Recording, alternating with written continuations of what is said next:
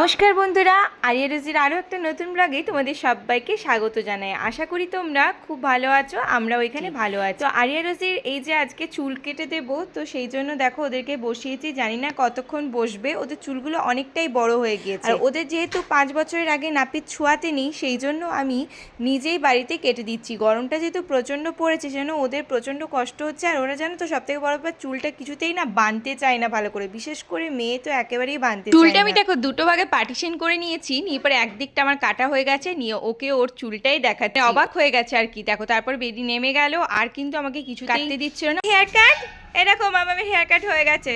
কেমন, ভালো হয়েছে? দেখো দেখো,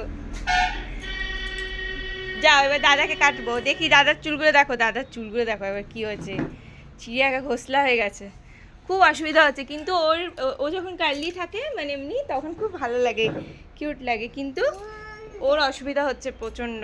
দেখছো কি হয়ে গেছে এখন, এগুলো একটু ছোট করে দিই। হ্যাঁ চলো, বাবা সোনা এখন রেডি হয়ে গেছে। আরিয়া এখন রেডি, চুল কাটবে তো। চলো, আমি ফার্স্টে মাঝে এবার শীতে করে নিই, নিয়ে দুই দিকে করে, তারপরে দুটোকে এরকম জাস্ট একটা এমনি নক করে ফার্স্টে এই দুটো দিক করে দিই, তারপর পিছনটা একটা শেপ দিয়ে দিই। অত তো পারা যায় না, কারণ বাচ্চা ছেলে প্রচণ্ড ছটফট করে, সেই জন্য মোটামুটি একটা যেন ওদের অসুবিধা একটু কম হয় সেরকমই একটা করার চেষ্টা করি।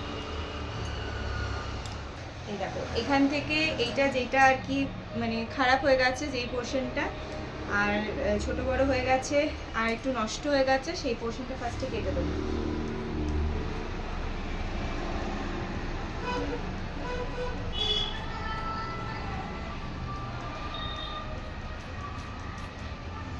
এই যে বাবা, এই দেখো তোমার না, এখন নিও না, দাঁড়াও এখানে রাখি।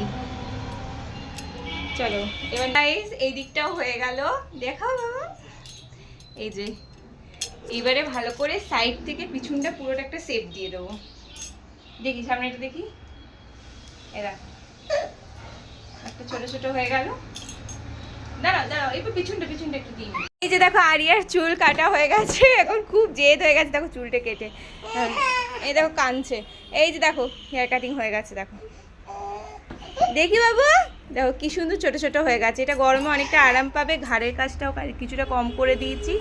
আর এই দেখো ওর কতটা চুল বেরিয়েছে, দেখো এই যে এগুলো ভালো করে আমি এখন কাগজে মুড়ে ওদের নাম লিখে দুজনাকার রেখে দেবো। তারপর 5 বছরে যখন একসাথে কাটা হবে, তখন সেটা একসাথে ওটা দিতে হবে। তো গাই সৌরসৌরিমার নাম লিখে এখানে আমি এটা রেখে দিলাম, এইটা 5 বছর পর দেবো।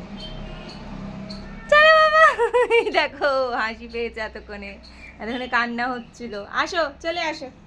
এই দেখো বন্ধুরা, আরিয়া রোজির হেয়ার স্টাইল মানে হেয়ার কাট আর কি টান করানো হয়ে গেছে, নিয়ে পারে ছাড়িয়েছি ভালো করে। এই দেখো এরকম যায় পজিশনে এসেছে।